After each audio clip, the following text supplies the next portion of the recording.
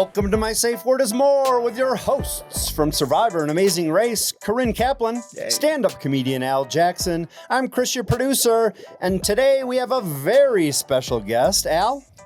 We have one of my favorite people in the world, literally one of the best comics in the world. I think his first gig when he came to the States when I was hosting in Miami, and we've been friends for a decade plus. A true inspiration, an even better friend, my boy, Mr. Jim Jefferies. Welcome to My Safe Word is More. That might be the nicest intro I've ever had. I've never had such a nice intro. Was bordering on eulogy. Yeah, I know. Put your inspiration. He will be missed. Yeah, exactly. Well, I'm super excited to have you on. First of all, you're the first guest that Al has brought on. And usually it's I know the person and then Al sort of has to... And instead, I third-wheeled the date. Yeah, yeah. I'm like, just leave me at the bar. You guys go to dinner. Mm-hmm. Yeah, I'm good. So I'm anxious to get to know you better. And one of the things I know about both of you is that you're both sober, which I find very boring. Oh. Well, I mean, why do you find that boring? We were more unpleasant when we weren't sober. I don't know. See, I didn't know Al when he wasn't sober. So. Well, and I'm sober adjacent. He was actually one of the great drinkers. He was one of the good ones. You know what I mean? So no, I never had a bad time with our drinking. We always had a lot of laughs. You know what I mean? But you get yourself in trouble drinking, don't you? Yeah. It's like one thing I found out about being sober is when I was becoming sober, someone who'd become sober said to me, I've been sober for 2 years, and in 2 years I haven't felt any shame. Right? And I was like, I was feeling shame regularly. I was feeling weekly shame. So, I'll tell you about, I did the AA for a little bit, but the bit where you go and you go and apologize to everyone, you get, I didn't have to do that step because I always apologize the next morning. Yeah. I call it the tour of apologies. You have to go through because this is my problem. I'm very cool on alcohol, but I take Ambien every night and that's a mess. Right. That's how Roseanne Barr started tweeting stupid things, right? The Ambien, it gets you. Yeah. Yeah. Ambien's the X factor where you just don't know what's going to happen. You might do something dope, or you might call your boss a gorilla like Roseanne did. So I think, Corinne, you never do weird stuff like that, but you have signed up for an open mic, like a literal stand-up open mic. She signed herself up and then she did it. I demanded that I middle at an open mic. I have no experience. I've done some dumb shit on Ambien, but honestly, I think it makes me more interesting. I like the shame aspect. I got to give it up to you that you were sane enough to go on in the middle. That was the if you said you wanted to open or close, I'd be like, that woman's out of her mind. But the fact that you can be in the sweet spot, just in the center there, I reckon I can go all right. Yeah, that's it. So you've never done stand up in your life, but you think you can. I did it. She did it after she imaginarily signed herself up. Absolutely killed. But I did it when I was 21. Like I went to a stand-up class and did a show at Caroline's. I'm not a stand-up person. But I decided, I think, fuck it, I should be really good at this. And so I also, when I showed up, I was they said, okay, so you have a type 5. I was like, I have 15. And he goes, well, you have 5. I go, plus 10. And he's like, you don't have 15. I was like, yes, I do. And he's like, well, if you're going to do 15, then you have to go last. And I was like, okay. I went last and fucking murdered. I was very good at it. You would have been proud of me. Murdered the whole time. There was no lull. At the 8-minute mark, you were crushing. And I told one story, and I had props, which I know is very Carrot Top of me, but I had a prop. Carrot Top has a residency. He's doing great. Yeah. There's the Carrot Top comics who do the prop stuff, and it's all right because he's in a theater with a big warehouse room that has all of his different stuff to put on his head and, arrows and all. But if you ever met Al, those comics who they have the suitcase of props, they're a prop comic, but they have to travel around with the rest of us. Absolutely. Oh, that's so sad. I always felt bad for guitar acts because they had to check in so much stuff, right? But I remember one guy, there was a guy in Britain, and he had a prop with all of his different stuff, and he put wigs on and this and that. And he'd have a toilet seat that he sat on. Anyway, he was in a cab, and he got out of the cab, and the prop bag was in the back, and the cab just drove away.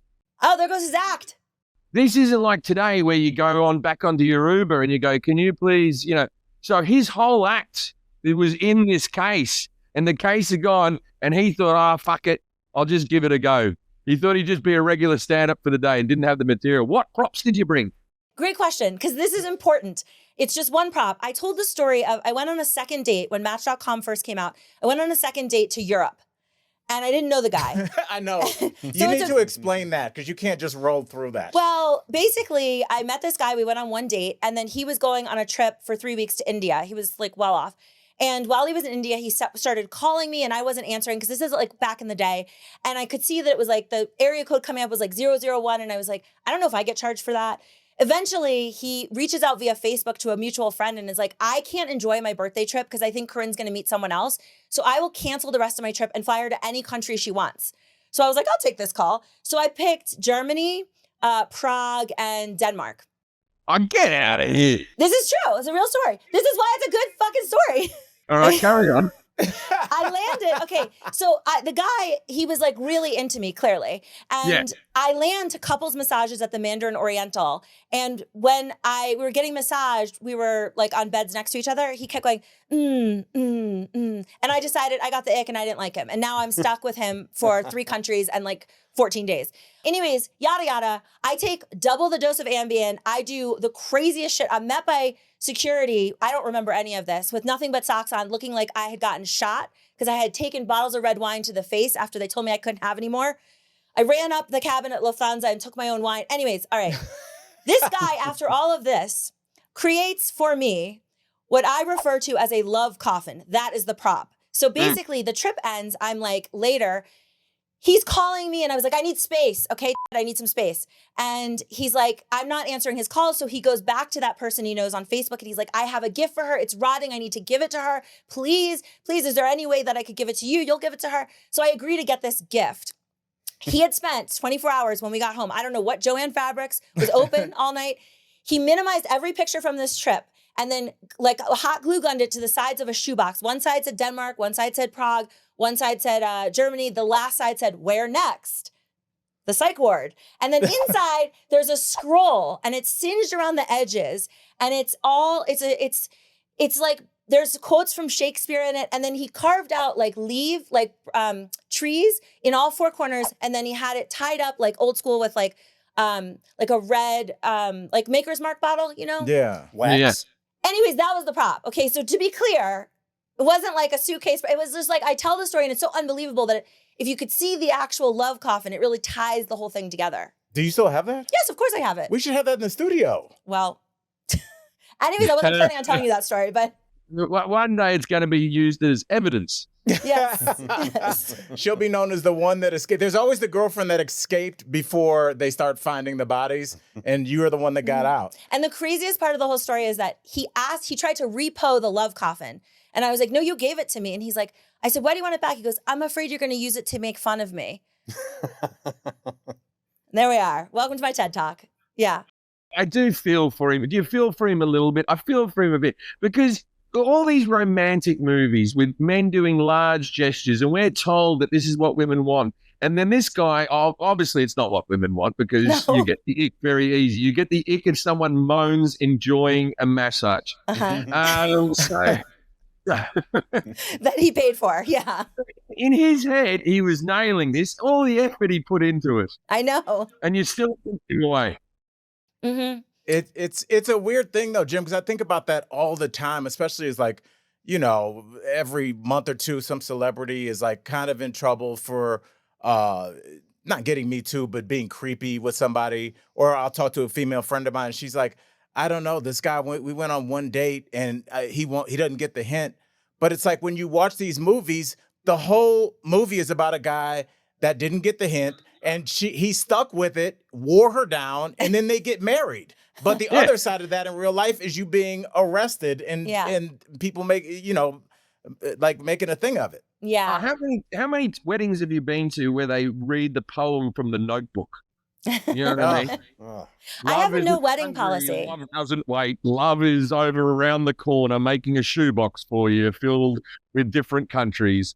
Love is patient. Love is like, that's the whole thing. They reckon that porn ruins men's brains and they reckon that romantic movies ruin women's brains because women have an unrealistic view of what romance is and men have an unrealistic view of what sex is because of porn. Like sometimes when I have sex with my wife, I walk in and I think to myself, where are the 12 other guys? You know? I have to tell you, It would be worse if she goes, "Oh, they just left." And then one just scurries out of the closet. Yeah. I respect that you're married, but the first thing I did when he booked you was Google if you were married or not and how tall you were. Those are the first two things I did. Well, how tall do I need to be? Well, it said you were 5'11". I'm 6 foot. I don't know where this 5'11" thing is. I maintained that. I was like, he seems so much taller in his specials. Like, I really don't feel like he's only 5'11". No, and I don't know who put that up there. I never put that up there. I'm very proud of the 6 feet thing. Like, maybe I've shrunk over time, but I've definitely been 6 foot in my life. I'm the shortest member of my family, you see. So I cling on to that 6 foot tag, you know? Yeah. Yeah, Wikipedia, it turns out that it's not factual, is it? It's just stuff that people have put up there. It says that I'm worth $90 million. So Yeah. it's not factual. I don't know where that came from. They must have seen you on that private jet flying around Europe. Yeah.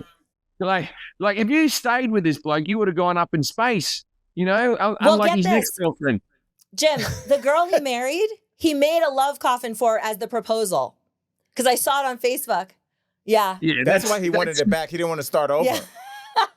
That's his thing. He makes the love coffins. And so the inside was the wall, and the next side was what's next, and what's on the outside. That was just No. ornate. So it's a shoebox. And so the verbiage is on like the lid. On the big part of the lid, there was a frame. Oh, this is what was rotting, by the way. So there's fresh roses covering like around the frame. And then all around the shoebox sides, besides the country, is minimized pictures. Like he took normal pictures of us and got them made to like little tiny squares and shellacked that with the flowers and like glued them to the sides. Jesus. And then inside where the Shakespearean scroll was, it was filled to the brim with rose petals. So that's what was rotting when he was like desperate to give it to me in a timely manner. That was the rotting piece. Good Lord. Yeah. We have to go to break, but I have more. We all have a lot to think about, so it's fine. Yeah. The break is coming right at the right time. I didn't know all those details. That really jammed me Well, up. you should have come to my stand-up special. Good Lord. It's gone from being a 15-minute open mic spot to a stand-up special. Yeah. Much like the one you're recording on the 16th in Same, Chicago, Jim. same. Yeah. All right, we'll be right back. All right, so Jim, Yes. we do something on the show. We do lots of fun things on the show, but one of the wells I like to pick from is a Facebook page. Are you on Facebook? I feel like you're too famous for that. I Are you am on on Facebook? I am on Facebook. Facebook's the one that I prefer out of Me all of them. too. It seems more I'm genuine. Yeah, I'm old, and you still get to talk to friends on an actual level. And there's still like, I like that there's like a community page, like the suburb I grew up in Sydney. There's still, I got kicked off this site because there's still people going, did you see that number 7 has left their bins out? Like that level of just nosy neighborhood stuff. I enjoy I that. love that. Okay, so That's you're what gonna, we're into on this podcast is the local drama. You're going to really enjoy this. Okay, so there's a site. So I basically got into, I'm sure you've heard of Are We Dating the Same Guy? So I got into that.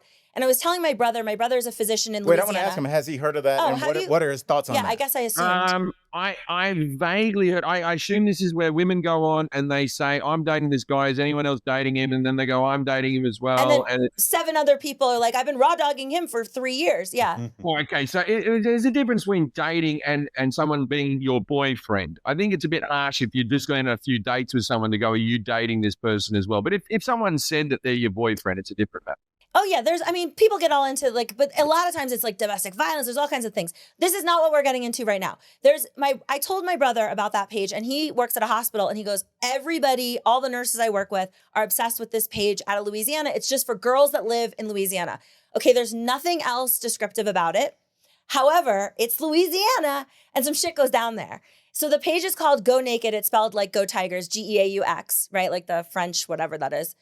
Anyways, so I mine this page. It's my job. I wake up in the morning. If I am stuck at a traffic light, there's over 100 posts a day and they are completely insane. But just to us, they're insane. To them, they're like, yeah. I would like an answer to this I mean, question. I'd say at least once a day, someone's like, I need to know a good meth cleaning place because my cousin was smoking meth in my baby's nursery. Like I'm talking, it's Louisiana at its How do you finest. get meth out of the carpet? Yeah, I understand. Yeah. Oh, Yes. I'll tell you, they will tag 70 different cleaning services that specialize in meth cleaning in Louisiana because it's such a pervasive problem. Yes. Will they sell like used things, like a slightly used mattress that's just covered in cum and shit stains? One of those. Of course. All right, I love it. I'm already in. It's funny you should ask that. I was one of the stories I had queued up. I'll start with this one. Is this Buy Nothing group is they're selling a loose bowl of soup. And are they selling it or that you can just pick it up? No, I'm sorry, it's free. But it's just, does anyone want a loose bowl of soup? Now, a loose bowl of soup, is that soup outside of the bowl? Just like, It's in the bowl, but you have to bring a bowl with you if you want this soup. Oh, okay, so that's what it is. You come in, you bring your bowl, they'll scoop it into you. You get, look, at least it's environmentally very good. Like, do you know, like takeaway, back in the 1960s in Australia, when they started opening up Chinese restaurants in Sydney and all that type of stuff, right? That was the first place you could get takeaway. And Really? my parents used to go in to the Chinese restaurant with their pan, with their saucepan, and go, I'll have some sweet and sour pork. And they'd open the lid, they'd pour in a portion, and you put the lid, and off you go. It's a better system. I'm all for the loose bowl of soup. Save the turtles, man. You're That's inviting total strangers into your home because you don't want this one bowl of soup to get to waste. I'm not talking there's a whole kettle of soup. There's one bowl left. So this isn't a person that's made a big vat of soup and they're like, people come over and they're using their house as somewhat of a soup kitchen. They just don't want to throw away the one bowl that's left. One bowl, and it's small. Like I have a picture. It's a small bowl. It's like we've done the Buy Nothings where people have had like half a kid's cake left. Remember that one? Yeah. They're like, just come to my house, rando, and eat it here, take it to go, kill my family, whatever you feel like. Just randos. Anybody that would come pick up loose cake or loose What kind of soup is it? It's not good looking soup. It looks like porridge. turkey meatball veggie in a chicken tomato broth. Oh. But it looks like the Weight Watchers soup that's 0 points. That's what it looks like. That's a weird soup. A turkey tomato soup is an odd. And the meatballs, are the meatballs turkey as well, or are they beef meatballs with a turkey to the side? I can tell you this much. There's no meatballs left at the last bowl. I can see the bowl. There's no meatballs in it. So get that out of your head. There'll still be meatball residue swimming through the soup. It'll have the essence of meatballs, but you won't get a meatball. You would eat it and you'd sense meatball overtones. Precisely. So now that I've wet your palate, let's get right into this. All right. So there's multiple layers to the story, so bear with me. So this person writes in, I need advice. Please tell me what to do. I didn't use my babysitter's real name. We're just going to call her Hannah. So I was in the garage cleaning out the extra fridge when I saw some old cups filled with yellow juice. At first, I thought it was chicken broth, but no, it's labeled Hannah's February 10th, 2025. And then I noticed there's like 8 more cups filled with yellow liquid. The cups range back to 2021, which is weird. We hadn't even met her then. I decided to open one because what the hell? And sure enough, piss.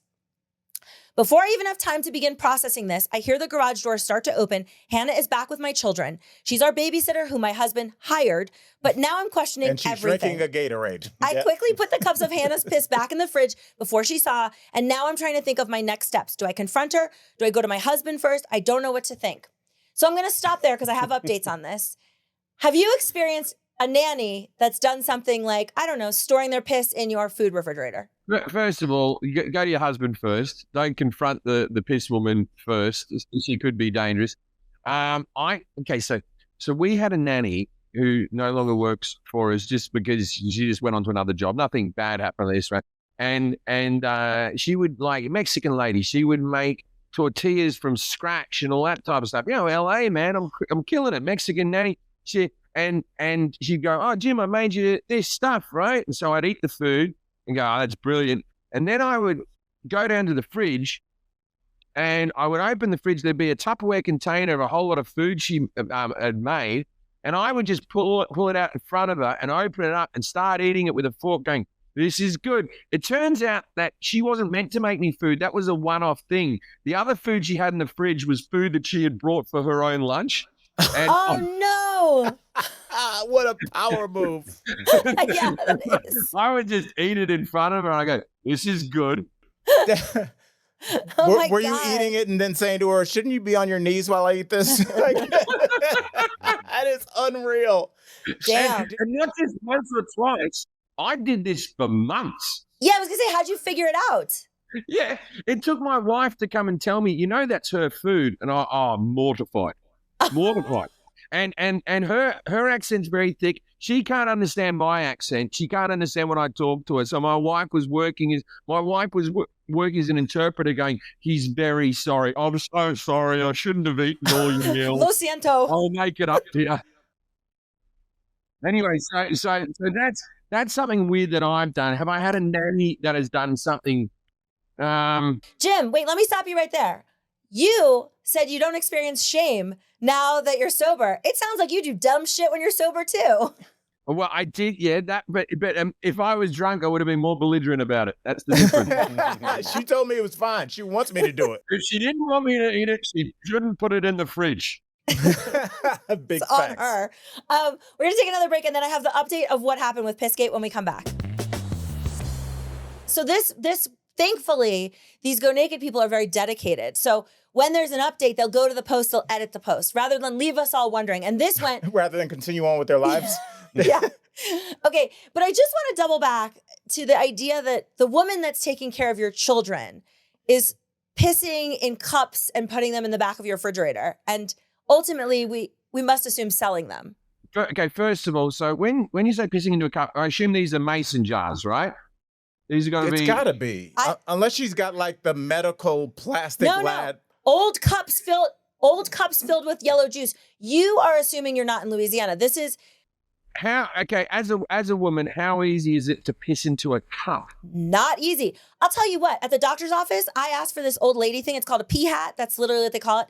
So you put this hat in the toilet and it collects the pee because I don't like to balance a cup underneath my vagina. I don't know how to do it properly. It gets everywhere. Right. So I use this old lady thing. Old ladies don't have good streams, I guess. I don't know. But they put this hat, like upside down hat underneath the toilet and it catches everything. And then It's a piss condom. It's got a pour spout and then you pour it in. Now, if she's balancing over a sippy cup or whatever the fuck she's using, it's difficult. Yeah. No, you got to give credit where credit's due. Like I assume these, and like with Louisiana, let's be honest, this is probably like maybe a Chick-fil-A styrofoam cup or that that one that's in New Orleans, which is a knockoff of White Castle, Crystal Burger. Crystal, the little time. Do you know Crystal? It's the down south White Castle, but it's like the alter ego of. It's so interesting. Yeah, there's a bunch in Atlanta if you go to too. Crystal Burger on Bourbon Street at 3 a.m, that's living. I'm telling you, you can see the whole world from that restaurant. I was going to say that those are God's people in there at 3 a.m. Like that's the real America. Okay, well, here's the update. She said, final update for y'all on Pissgate. First, I want to thank everyone for the support, advice, and concern. This has obviously spiraled into something much bigger than I expected. So, of course, I wanted to address some of the questions that keep coming up. Right, can I just make a prediction, what I think it might be? I just want to get the prediction. I predict the husband was stepping out. He has a piss fantasy, and he's been paying the nanny extra. All right? Prove me wrong. That was my first guess. I was like, the husband's definitely fucking around. Chris, you're shaking your head no. No, I think she must be selling clean piss to people who need to pass a test. Well, the other thing is, why is she not filming herself trying to piss into these cups? Because there's probably a market for that. Yeah, you double up your business. She might have done that. Right, we don't know. Yeah. Okay, but the excuse... But wait, here's my thing for the husband really quickly. If it is the husband nanny, then cut out the middleman, which is the refrigerator, and get the warm piss. I don't want cold refrigerator piss. I want fresh out your body piss. Oh, no. That's fair. Look, I thought you grew up in Florida. You'd enjoy the cold piss. As an Australian, I don't want warm piss. It's a humid climate. I forgot. Yeah. Okay. Ever since you moved to Denver, you've been a changed man, I tell you. I want warm piss on me. I want snow-melting piss. So she says, for starters, Hannah ended up admitting she was selling it. But after my last comment and people reminding me that she had one from earlier this year, I went back to confront her again and was basically like, why are you lying to me about this when you've already been caught? I got pretty heated about it. And she kept insisting it was a science project. Do you not love that excuse? Yeah. How old is she? Like, Old enough to babysit. Yeah, I'm still in night school. Yeah, what, no, but it's not, if she's still in high school, maybe. I don't know. I've done some pretty weak ass science things for the fair where it's Brian Regan does that joke where he goes dirt in a cup. There's that one kid who shows up with a volcano who can't spell, built a volcano, you got dirt in a cup. Like it might have been because she dated the piss. Like does the old piss, because she said one was from 21 before they worked 21. Is that like a vintage year? Is that like getting a nice bottle of wine where you're like, oh, at 21, that was a good year. You would have been 15 back then. Your piss would have been more, what, you know what I mean? And I mean, their websites, you can go on and make your own wine label. I'm sure that translates to piss labels. It's like, oh, this is Jim Jefferies piss with his logo. I guess I don't really... You can tell my piss. It's at a cold temperature and there's chunks. Okay, so she said, I was eventually like, I need you to tell me right now what this is for. I'm going to call the police. And she caved. Apparently there's a market in which I guess after reading some of your all's comments, I'm not surprised by, she was using our outdoor fridge as a holding spot before shipping. Had I not decided to randomly clean the outdoor fridge today, the pee would have been gone by the time she left and I would have been none the wiser. She said she started during the pandemic when she needed the money and never stopped. Honestly, I don't think it was a personal obsession as much as a very weird and very real side hustle. My husband was not involved at all, and I truly believe him. I don't believe him. Okay, why didn't she have a fridge at her home? Why? Right. Okay, so she probably lived with her parents who thought it was too weird. She probably saw in the garage. Now I'm on the girl side. I'm like, if you want to sell your piss and someone's willing to pay for it, you sell your piss. Who gives a shit? Life's too short. Get a mini fridge, though. But Jim, she's selling her piss, but that means her piss is coming into contact. And again, this is not like one of those screw tops that you get in the doctor's office. This is like a styrofoam cup next to your children's snack foods. Okay, so what I think, why are you stockpiling it? Do it to order. Like, remember when McDonald's used to make like 6 Big Macs and they would be sitting up there and they just have them, and now they actually put them together for you because people enjoy it more. Just, you get the order, need to have a piss, scull a bit of water and piss into the thing and send it off right away express. That's the piss you want. There's an abundance. You can just drink a bunch of water and have more piss. And you can also just label it 2021. Nobody knows the difference. Yeah, no. But I would like to take this time to promote my product. Come in a cup. Come in a cup. I have had a vasectomy. It doesn't work. These are non-swimmers. This is a docile come in a cup. You can use it as a paste, anything you want. Food, dressing, come in a cup. Jim Jefferies, come in a cup. Jim, how many of those do you think because you legitimately tour all over the world? I can sell 2 a day. 2 a day I can sell. So with your fan base, I think the Middle East, you can get a double digit just there. Yeah. You got a couple Russians, then the United States, you got some fans scattered just for even the novelty of it. I think that could be a little side business. I loved your... I think so. You have to have nice labels of me just on the side, make it a bit fun. Come in a cup. I liked your vasectomy bit where your dad thought it means you're coming dust particles. My dad thought that semen stopped coming out of the penis. My dad legitimately said to me, I said, I'm having a vasectomy next week. He said, don't do it. And I said, why not? He goes, because some women, not all women. And he goes, because most women, not all women, but most women, they like to see the cum. Which I agree with. But and that's something you can't unhear your dad saying. Yeah, and I said, Dad, when you have a vasectomy, you can still ejaculate. It just doesn't work anymore. And he went, oh, get one then. He changed his mind like that quickly. That quickly. His whole life, he thought that he goes, I thought you still came, but you just went, oh, and then nothing came out, right? But it would make it easier to have fake orgasms and just move on with your day. I've always envied the women at the fake orgasms because you're like, and I'm done. Yeah. Women, if men don't come, there's a bit of disappointment or whatever. That's why this is where my product, Come in a Cup, comes in handy. I love it. What if this is just a weird sales pitch and Jim just kept bringing it back? It stopped being a joke and Jim was like, there is a website you can go to. Don't forget to link this in the show notes. I'll be signing them at my shows in Vegas at the Palazzo coming up May 2nd and 3rd or whenever I'm there. Yes, it's May 2nd and 3rd. Go out to Vegas. If you're in the Vegas area, how about you do yourself a favor and go see, arguably in my eyes, the best touring comedian in the world right now. Go see my boy, and I mean that for real. I've seen your hour. I saw it when you were here in Denver. And honestly, man, as a stand-up and as somebody that, loves the art. I just love to watch you work, and I see it. You know, it's just it was really inspiring, especially since I was done with the talk show and getting ready to go back and do stand up. So like just seeing your hour and just like all the stories and how they all manifest and head towards a point at the end. Do yourself a favor, go see my boy at the Palazzo, Vegas. Yeah, it May sounds 2nd like and 3rd. you could make Al come. Yeah. Oh, who's to say he already didn't? Yeah. Lastly, I have one question for you that is probably going to go over everyone's heads, but you're like the only person I could ask this to.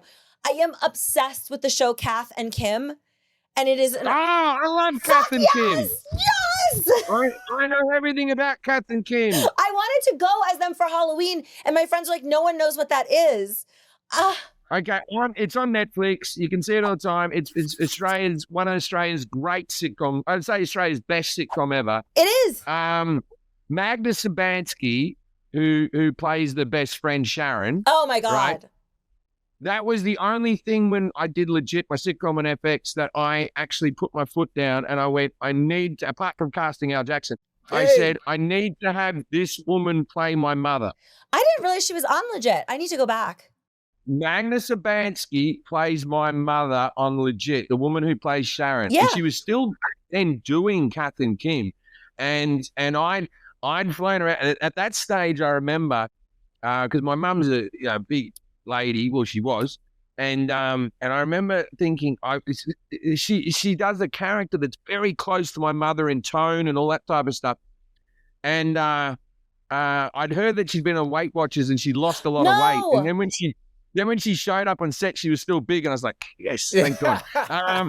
Sharon Strzelecki. Yeah, Sharon Strzelecki played my mum, and my dad was played by James Bond. What's his name? The only Australian James Bond on Her Majesty's Secret Service. I'm bad at this. Daniel Craig? George Lazenby played my dad, right? So George Lazenby was James Bond after Sean Connery and before Roger Moore, right? For one movie on Her Majesty's Secret Service. And so my mother was being played by Magda Sabansky and my father was being played by James Bond. So my dad was walking around the house all day like this, James Bond, James Bond. For sure. James Bond. And my mother's like this, you hate me, don't you? You just hate me. Your father gets played by James Bond and I get played by a fat woman. And I'm like, what do you want, Ursula Andrews? Fucking play it? What do you want?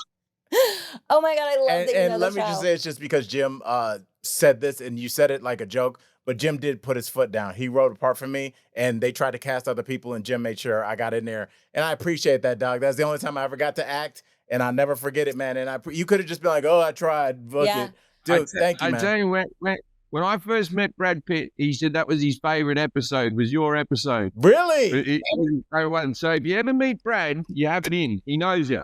Holy shit, that makes my day. I know. I like how he said when I first met him, did you meet him several times? Well, him you and fucking Brad asshole? are cool. Yeah. Nuh-uh. Yeah. Oh, I'm so jealous. Now you don't want to know. You're like, he's single. There you go. I don't know that I have a shot with him, but you be sure to give him my information. I hear that he makes shoe boxes for girlfriends and gives them the ick. That's what I've heard. Let me guess. That wouldn't give her the ick though, magically. Oh, I kind of like your box. Look at this. I've come around on that. I'm older now.